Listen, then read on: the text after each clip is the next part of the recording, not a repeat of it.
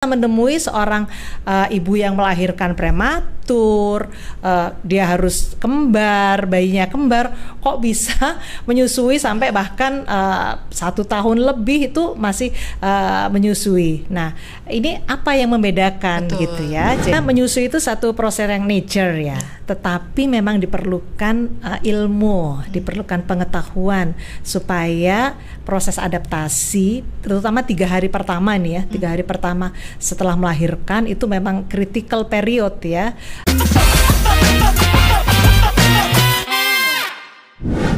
Halo Ayah Bunda, jumpa kembali dengan kami dalam program Kendang Sari Podcast, di mana program ini dihadirkan untuk Ayah Bunda untuk memberikan informasi dan edukasi terbaru mengenai kesehatan ibu dan anak. Nah, untuk episode kali ini kita akan banyak membahas tentang air susu ibu atau ASI dan menyusui. ASI dan menyusui adalah komitmen dari Rumah Sakit Ibu dan Anak Kendang Sari Surabaya kepada seluruh bunda yang datang ke RSIA Kendang Sari. Jadi satu slogan kami, all about breastfeeding, contact us. Jadi untuk ayah bunda yang sedang mempersiapkan persalinan ataupun yang saat ini sedang menyusui, bila memang membutuhkan informasi-informasi tentang menyusui, silakan kontak ke layanan pelanggan kami untuk nanti bisa dihubungkan dengan pelayanan-pelayanan laktasi kami. Nah, khusus di episode kali ini kita akan berdiskusi bersama dengan salah satu dokter anak di Rumah Sakit Ibu dan Anak Kendang Sari, yaitu Dr. Dini Adityarini SPA. Beliau adalah salah satu konselor menyusui juga di Rumah Sakit Ibu dan Anak Kendang Sari Surabaya, dan hari-hari beliau praktek di Rumah Sakit Ibu dan Anak Kendang Sari, juga mendampingi bunda-bunda yang melahirkan, yang kontrol di rawat jalan, untuk selalu mengedukasi tentang menyusui. Nah, sudah hadir bersama dengan kita di siang hari ini. Selamat siang, Dokter Dini. Selamat siang, Mbak Didi. Apa kabar, Dokter? Baik, alhamdulillah. Ini kesibukannya apa ini, Dokter? Ini tadi habis memeriksa pasien-pasien di Poli Anak dan yang sakit. Sekarang lagi banyak anak yang dirawat inap ya, karena sakit ini cuacanya yang agak pancaroba ya. Iya, jadi rupanya ini banyak menyerang anak-anak sehingga banyak yang harus dirawat inap. Oke, semoga anak-anak yang tadi berobat ke dokter segera sembuh ya. Ayah betul. Bunda di rumah juga enggak kepikiran ya, dokter ya. Iya, anak betul. sakit ini kan membuat orang tua kepikiran. Iya, betul. Nah, ini mumpung kita mau ngobrol tentang ASI ya, dokter. Iya, betul. ASI ini kan juga salah satu manfaatnya memberikan daya tahan, kekebalan betul, tubuh ya, dokter. Iya. Jadi apa, dokter, yang bisa disampaikan untuk ayah bunda di masa ya, pancaroba iya. ini, dokter? Jadi khususnya lagi nyusu. Jadi sebetulnya karena ASI ini salah satu, jadi ASI itu adalah makanan terbaik ya untuk bayi yang lahir sampai 0 sampai 6 bulan, itu harus ASI eksklusif, diberikan eksklusif.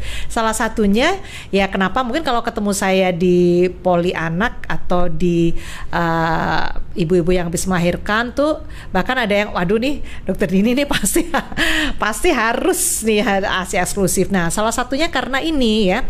Jadi apalagi kita sekarang terakhir itu ada pandemi ya, di mana kita menghadapi serangan virus yang unpredictable ya. Nah, nggak ada obatnya yang secara definitif, dan kemudian disusul lagi. Ini benar-benar saya luar biasa nih, dalam 3 bulan terakhir ini anak-anak dari yang 2 tahun mereka tidak sekolah, tidak bertemu dengan teman-temannya di sekolah, tiba-tiba harus bertemu dengan temannya. Rupanya ini memberikan satu adaptasi baru, sehingga bagi anak-anak yang daya tahan tubuhnya lemah itu kemudian mereka harus mencicipi bakteri tersebut. Nah, ASI itu sangat-sangat diperlukan untuk menaikkan daya tahan tubuh, terutama pada bayi-bayi yang newborn, yang baru lahir ya. Jadi bayi baru lahir itu kan dia dari satu lingkungan yang steril di rahim ibunya, kemudian dia harus keluar dari rahim ibunya dan menghadapi situasi dunia yang saat ini sedang sangat infeksius ya. Nah, ini tidak ada pilihan lain bagi ibu menurut saya. Jadi mutlak kita harus mengupayakan 100% untuk ibu bisa memberikan mother's own milk atau air susu ibunya untuk bayi tersebut gitu. Wow, luar biasa. Jadi untuk bunda-bunda memang ternyata nggak cuma bunda ya dokter ya, sebenarnya keluarga ya bunda, menyusui atau ASI ini bisa menjadi investasi ya dokter. Iya betul. Investasi yang justru yang pertama kali diberikan dan nggak mahal ya dokter ya, menyusui. Oh iya, kan? Karena betul. Kalau ada. Bilang ngecel ya dokter. Iya betul. Bayi menangis langsung diberikan. Iya, jadi betul. ini investasi kesehatan yang bisa diberikan selain imunisasi untuk buah hati tercinta. Iya. Nah dokter, ini menarik sebenarnya ngobrol tentang menyusui ini, karena menyusui ini kan harusnya setiap ibu yang melahirkan ya dokter ya punya sangu ya dokter ya, punya sangu ASI yang bisa diberikan ke bayinya. Iya betul. Tapi dalam perkembangannya seringkali kita membaca atau seringkali saya dengar cerita dari teman, kayaknya susah sih nyusuin ini. Iya betul. Entah yang putingnya lecet atau payudara saya ini kan kecil atau puting saya kecil, nggak akan bisa nyusuin. Ada banyak cerita. Iya. Menghadapi seperti ini nih, sebenarnya apa yang harus dilakukan oleh seorang ibu yang memang ingin menyusui putra-putrinya dokter? Ya, sebenarnya menyusui itu satu proses yang nature ya, tetapi memang diperlukan ilmu, diperlukan pengetahuan supaya proses adaptasi, terutama 3 hari pertama nih ya, 3 hari pertama setelah melahirkan itu memang critical period ya, dimana kalau itu tidak dipelajari, tidak dimengerti, maka akan menghasilkan tadi, kayaknya susah.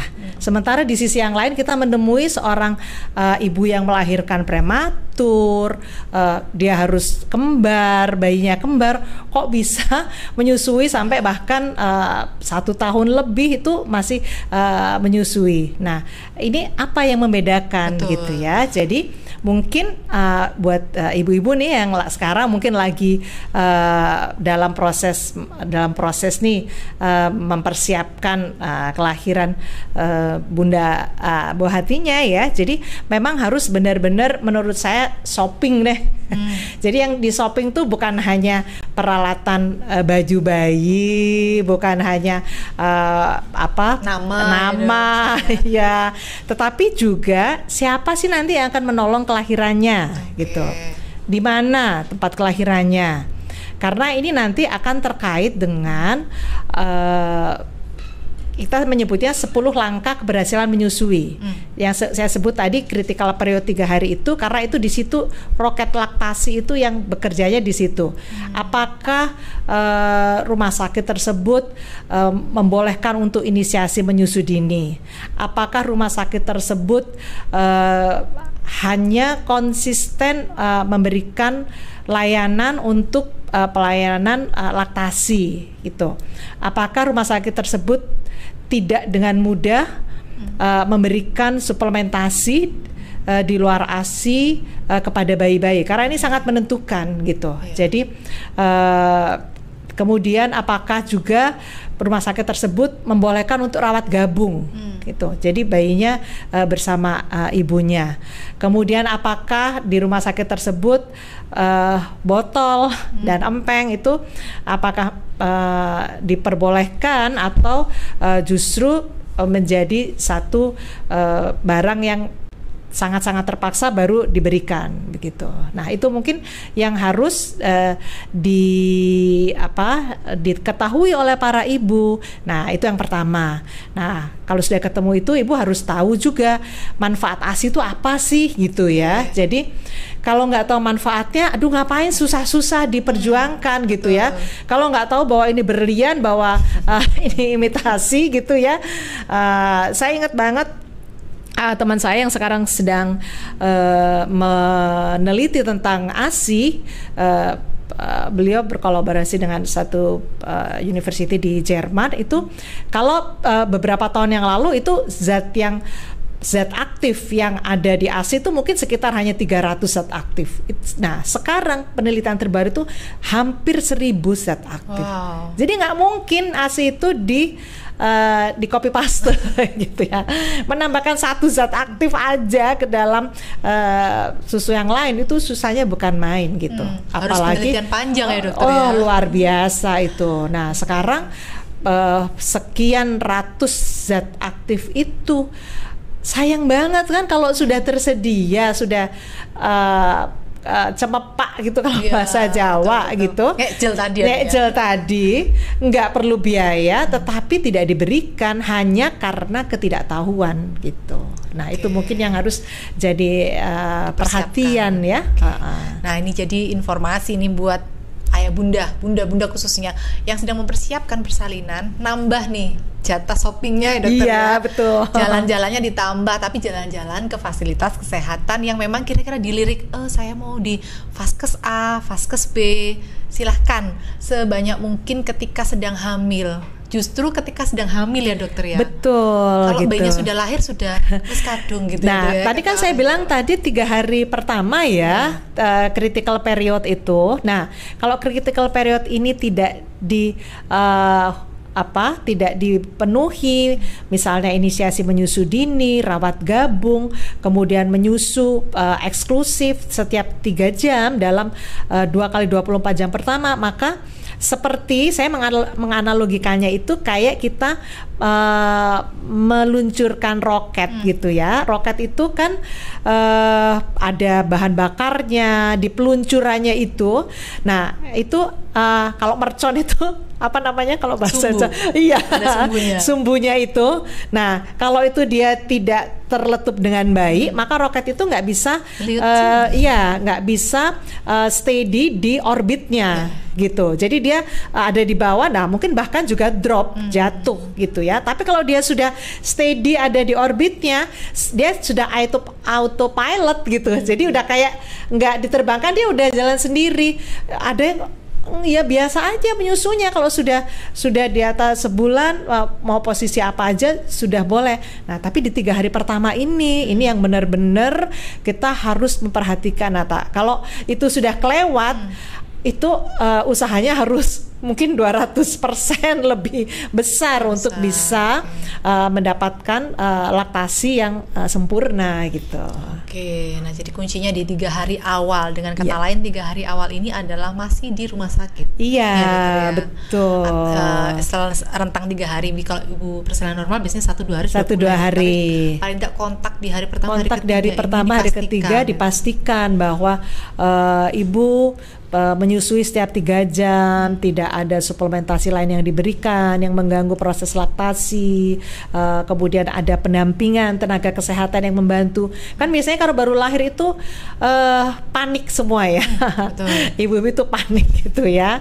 Apalagi jadi biasanya ibu baru ya dokter. Ibu baru ya yang mempunyai anak pertama itu kan biasanya panik. Nah kalau tidak ada temen, jadi tenaga kesehatan itu harus jadi soulmate lah gitu ya.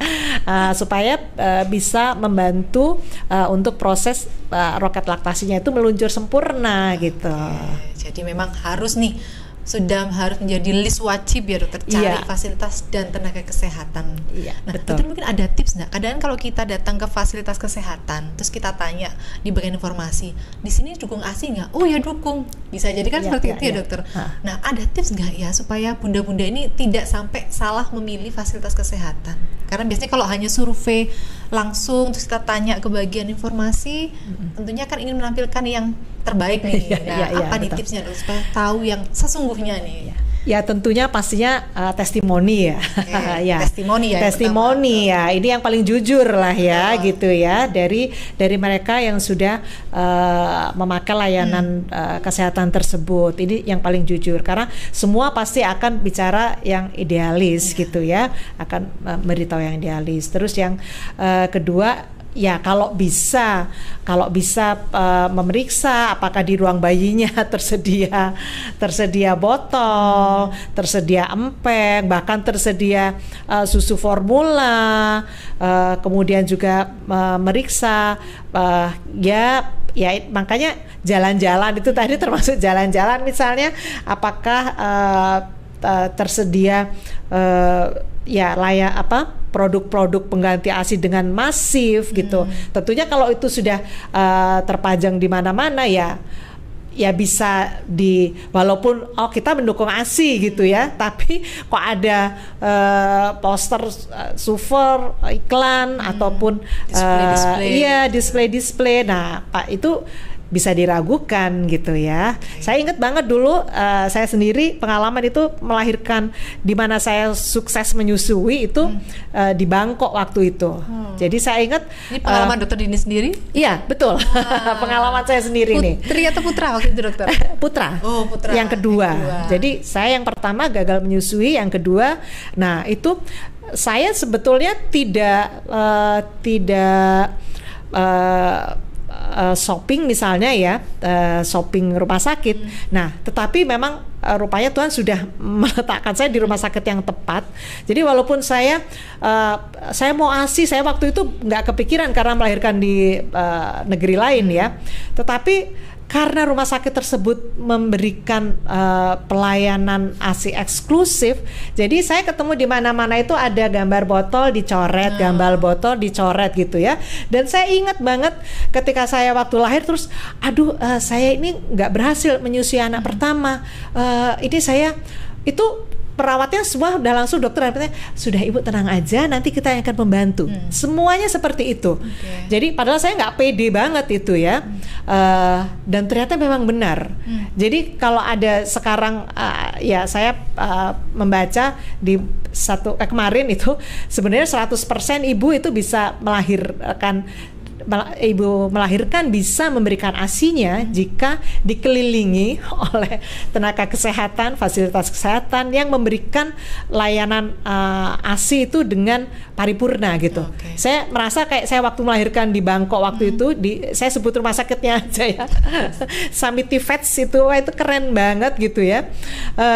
Sehingga saya yang haho gitu ya tentang padahal anak kedua, tapi saya waktu itu ya agak bodoh aja gitu, nggak itu akhirnya bisa menyusui dan melimpah ruah. Jadi saya sekarang dengan yakin bilang, walaupun ini anak pertama misalnya gagal menyusui gitu, anak kedua bukan berarti dia pasti bisa menyusui asal didampingi, dibantu dengan tepat gitu.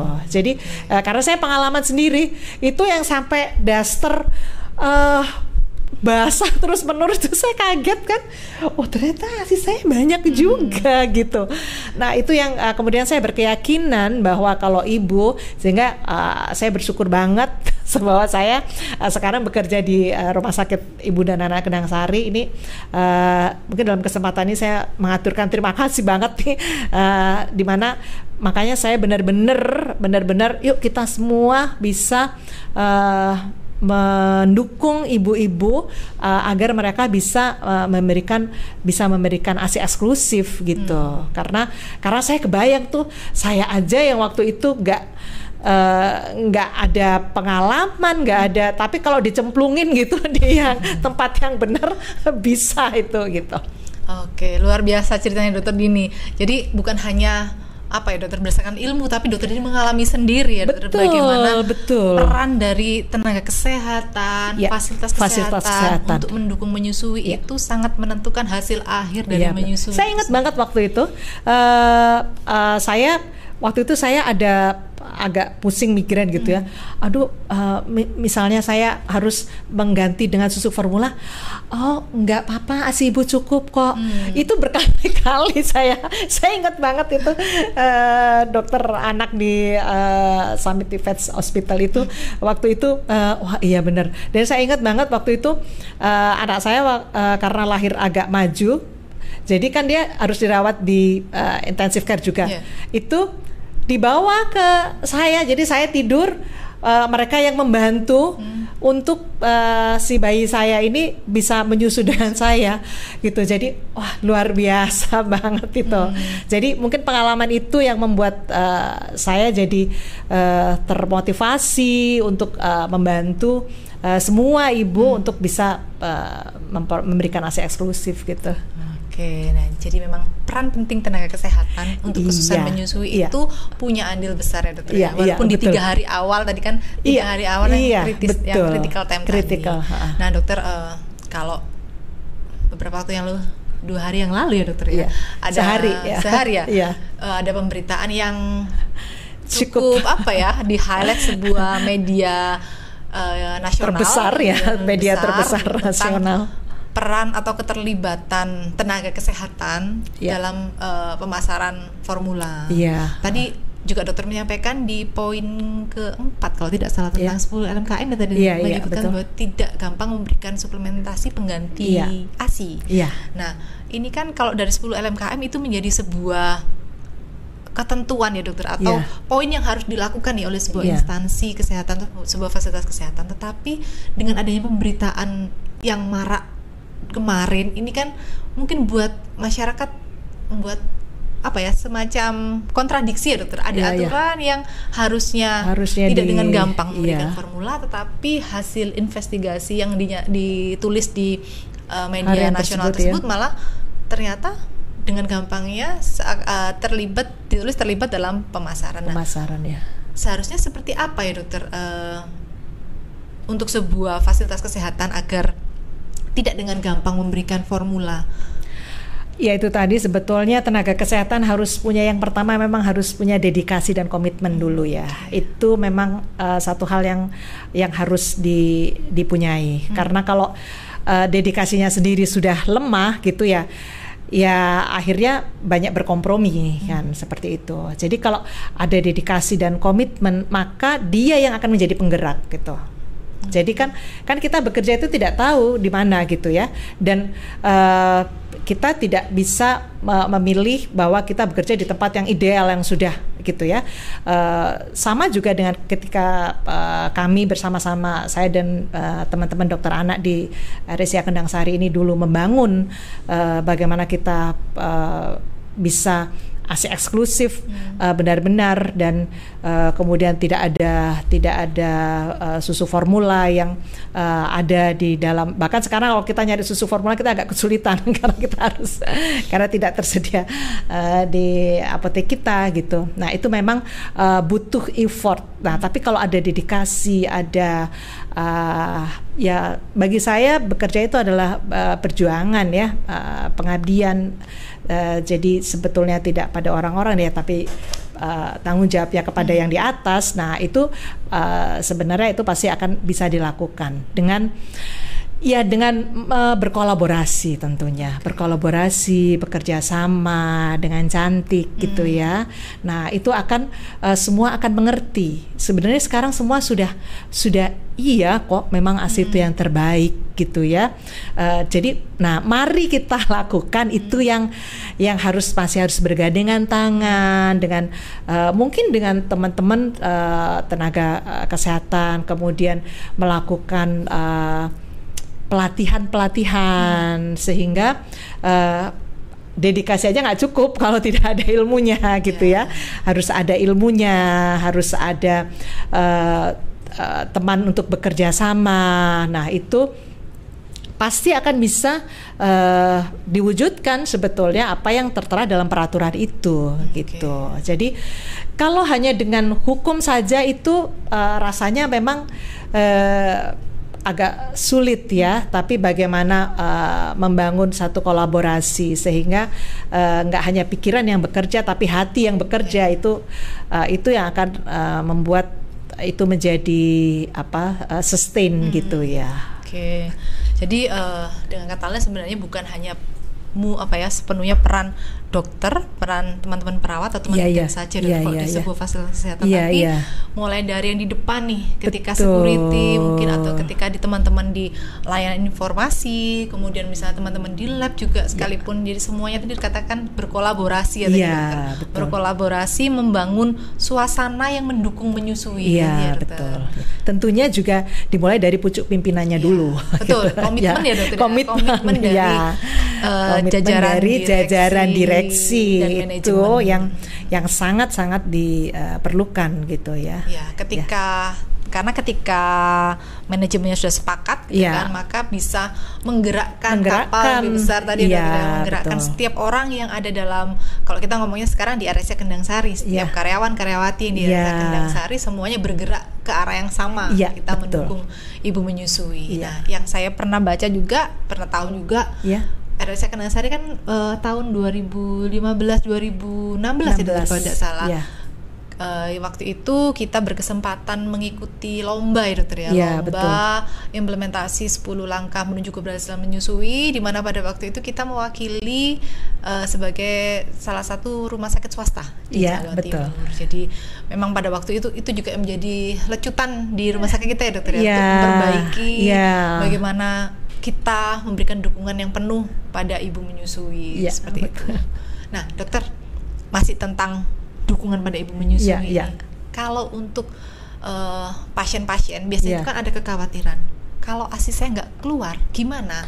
Apakah tetap akan diusahakan ASI? Kalau tadi kan dokter cerita waktu di Bangkok lagi pusing ya dokter ya, kemudian susternya bilang pasti bisa nyusui. Nah di sini dokter, kalau misalnya ada pasien yang ada kekhawatiran seperti itu, apa yang dilakukan untuk meyakinkan ibu ini dokter bahwa sebenarnya dia bisa nyusuin gitu?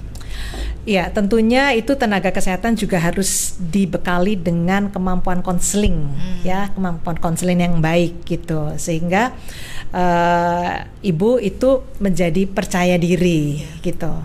Nah, ini dibutuhkan juga antenatal care, itu juga harus dibicarakan. Mengenai sejak hamil ya dokter? Sejak hamil gitu. Jadi sejak hamil itu dibicarakan, bahkan 2 kali pertemuan itu harusnya mengenai laktasi ini dibicarakan gitu. Jadi nggak hanya cuman SGO bayiku nih gimana terus nah seperti itu, tetapi juga nanti menyusuiku gimana gitu ya. Nah ini yang kayaknya belum umum terjadi gitu ya. Nah ini yang harus digalakkan sebetulnya, sehingga ASIku keluar atau tidak, terus kemudian cukup atau tidak, itu tidak terjadi gitu, karena ABC-nya gitu, 10 langkahnya tadi sudah dilakukan. Nah sebetulnya, tetapi kalau ya lagi-lagi nih, kalau bertemu dengan tenaga kesehatan yang pertama memang benar-benar nggak tahu nih gitu ya, yang tentang ilmunya, bahwa misalnya ada laktogenesis pertama, ada laktogenesis kedua, di mana laktogenesis kedua itu pada awal melahirkan itu ada yang terjadi delay, misalnya pada ibu-ibu yang ada preeklamsi, ibu-ibu yang ada obesitas, ibu-ibu yang ada penyakit gula darah yang tinggi pada saat, nah itu memang akan terjadi delay, sehingga ketika belum keluar, tenaga kesehatan tersebut tidak terburu-buru atau bisa memberikan supporting, misalnya nggak apa-apa ibu, ini ditunggu dulu sambil kita lakukan misalnya yaitu tadi menyusu tiap minimal 3 jam dalam 24 jam pertama dengan posisi yang benar, kemudian seperti itu. Maka hampir yang saya temui sekarang itu hampir ada satu sih kemarin, tapi bayi prematur yang dan kemudian ada kesedihan ya, ada proses stres yang luar biasa berat di melahirkan ya. Nah itu memang ini kita sudah lakukan A B C D ini kok masih seret gitu. Nah itu pun kita harus lakukan, ya itu sekali lagi memang harus update lah, tenaga kesehatan itu harus update ilmu gitu. Sekarang di Ikatan Dokter Anak Indonesia itu ada pelatihan kok bagi dokter anak, namanya IBFCC ya, Indonesian Breastfeeding Course ya. Itu ya begini-begini ini ya, jadi melakukan cek dan recheck lagi gitu terhadap bener nggak sih kalau ini si ibu ini bener nggak keluar atau karena kekhawatiran ibu saja gitu. Nah itu yang harus diupdate memang pengetahuan kemampuan dari tenaga kesehatan yang mendampingi ibu tadi tersebut gitu. Oke, jadi nggak langsung ketika ASI-nya nggak keluar, ya udah kasih aja formula, enggak ya dokter. Tapi tadi ada proses dicari ini kenapa? Apakah memang secara fisik ada kendala? Kemudian kalau nggak ada, apakah secara psikis ibunya ada kendala? Jadi memang dicari dulu penyebabnya, sambil terus didampingi tadi. Terus didampingi tadi gitu, dan dipantau betul. Jadi misalnya indikator kecukupan ASI, bagaimana frekuensi buang air kecil. Nah itu tadi. Jadi itu yang harus semuanya dikolaborasikan. Nah kemudian baru pada satu titik hampir jarang kemudian ada indikasi medis untuk dilakukan penambahan mungkin Oke. Ini kalau misalnya bayi-bayi yang kita ceritain bayi yang sehat ya, dari bayi yang lahir cukup bulan. Kalau untuk bayi-bayi yang prematur atau bayi-bayi yang harus dirawat di NICU dokter, kalau di RSCA Kendangsari apakah juga sama Kendangsari perlakuannya juga sama usahakan ASI? Oh iya. Jadi kita memang sekarang sudah NICU yang family center care ya. Jadi bayi-bayi yang terlahir prematur dan kemudian harus dirawat di NICU itu juga mendapatkan layanan ibu mendapatkan layanan untuk dia bisa memberikan mother's own milk ya. Karena memang justru pada bayi-bayi prematur ini mother's own milk ini menjadi senjata untuk melawan bakteri yang biasanya membunuh bayi-bayi prematur itu gitu. Jadi lebih kenceng lagi gitu kalau untuk ibu-ibu yang prematur. Jadi ada yang namanya immediately skin to skin contact gitu. Jadi walaupun dia memakai alat bantu nafas, kita mengusahakan untuk bisa terjadi skin to skin contact pada ibu pada ibunya supaya ibu ini nggak kehilangan tadi roket laktasi tadi gitu. Nah ternyata ini sangat manjur lah gitu untuk dimana kita bisa memberikan mother's own milk pada hampir mungkin 80% ya bayi yang ada yang kita rawat di NICU kita gitu.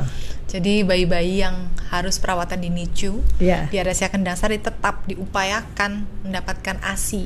Iya. Mother's own milk tadi. Iya. Wah, luar biasa nih dokter. Jadi apa ya? Mau ngomong apa ini? Karena saking takjubnya dengan menyusui ini ya dokter ya, bahwa jadi kalau misalnya lingkungan kurang mendukung untuk menyusui dokter, apakah seorang ibu atau mungkin orang tua dari seorang bayi ini berhak untuk meminta untuk mengupayakan menyusui kepada layanan fasilitas kesehatan dokter? Harus dong, menurut saya harus ya. Harus ya dokter. Harus ya.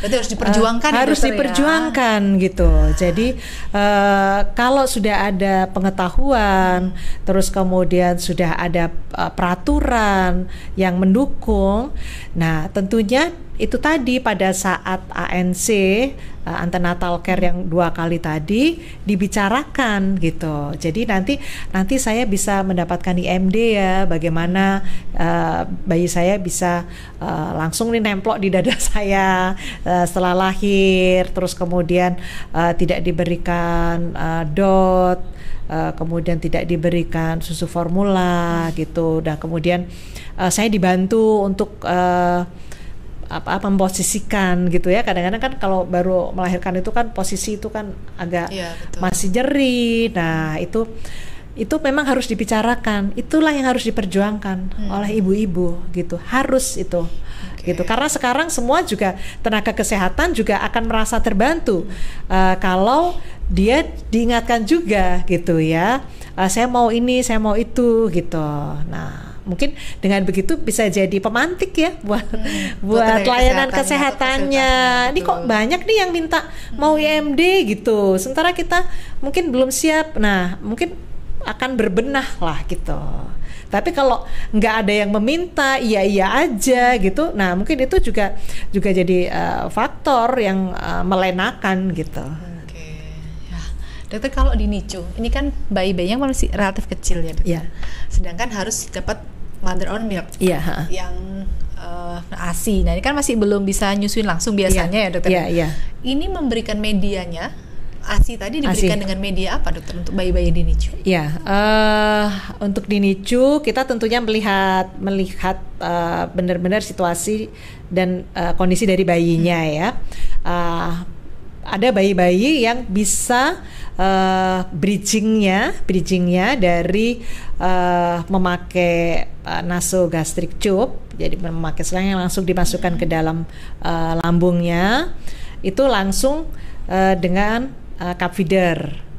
Nah, tidak pakai botol. Terus dari cup feeder baru kemudian kita ajari untuk langsung menyusu. Hampir kebanyakan di bayi kita seperti itu. Gitu. Jadi memang review terakhir Cochrane itu bahwa penggunaan cup feeder di NICU itu meningkatkan laktasi, meningkatkan angka breastfeeding menjadi lebih panjang, kemudian bayi lebih cepat bisa menyusu pada ibunya. Tetapi tidak semua, ada 1-2 yang memang harus kita latih gitu ya.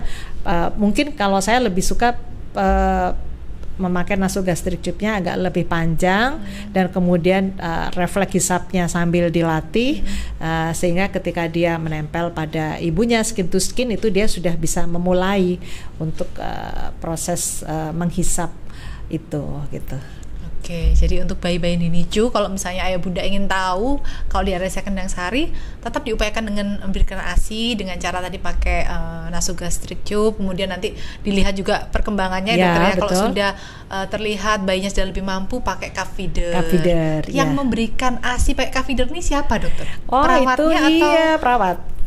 Perawat dan kemudian kalau sudah mendekati waktu dia siap untuk pulang itu kita akan melatih ibu, ayah dan extension family ya, misalnya eyangnya yang membantu perawat, kan biasanya kalau keluarga di Indonesia itu selalu ada eyang, tante, bude. Nah itu ikut kita latih gitu.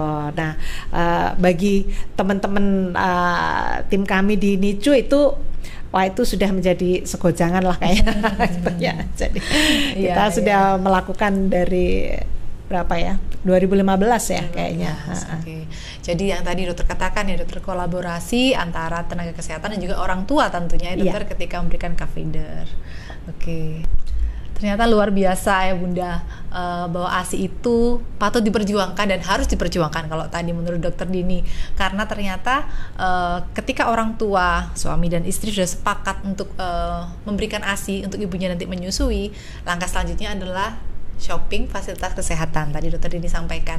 Nah, dalam proses shopping ini tentunya ayah bunda bisa sebanyak mungkin mencari referensi fasilitas kesehatan dan tenaga kesehatan yang memang benar-benar mendukung menyusui. Bisa dari testimoni yang tadi disampaikan oleh dokter Dini. Jadi bisa dengar mungkin ada teman yang pernah melahirkan di sana atau mungkin keluarga. Nah, itu bisa menjadi salah satu referensi. Nah, dokter ini menarik sekali sebenarnya kalau ngomong tentang menyusui, tentang ASI kayaknya panjang nggak selesai-selesai.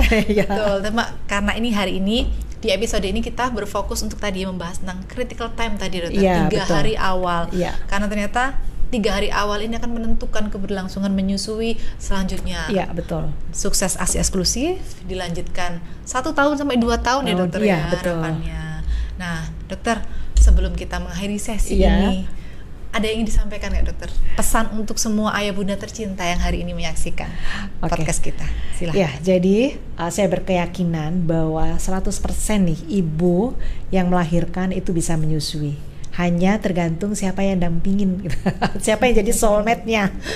Oke, jadi soulmate ini bukan cuma suami ya dokter ya? Iya, bukan cuma suami ya. Jadi tenaga kesehatan yang mendampingi, layanan kesehatan di mana ibu melahirkan itu sangat menentukan apakah ibu sukses untuk bisa ASI eksklusif. Oke, terima kasih. Nah, ayah bunda, semoga informasi yang sudah di-sharingkan, disampaikan oleh dokter Dini hari ini bisa menjadi insight, bisa menjadi pencerahan, ataupun bisa menjadi referensi yang baru kalau saat ini mungkin sedang mempersiapkan kelahiran buah hati tercinta. Jadi segera tambahkan list untuk shopping fasilitas kesehatan dan tenaga kesehatan. Terima kasih untuk ayah bunda tercinta yang sudah menyaksikan podcast episode hari ini. Semoga informasi hari ini bisa bermanfaat bukan hanya untuk ayah bunda tercinta, tapi juga bisa di-share ke lebih banyak keluarga yang memang saat ini juga sedang berjuang untuk menyusui.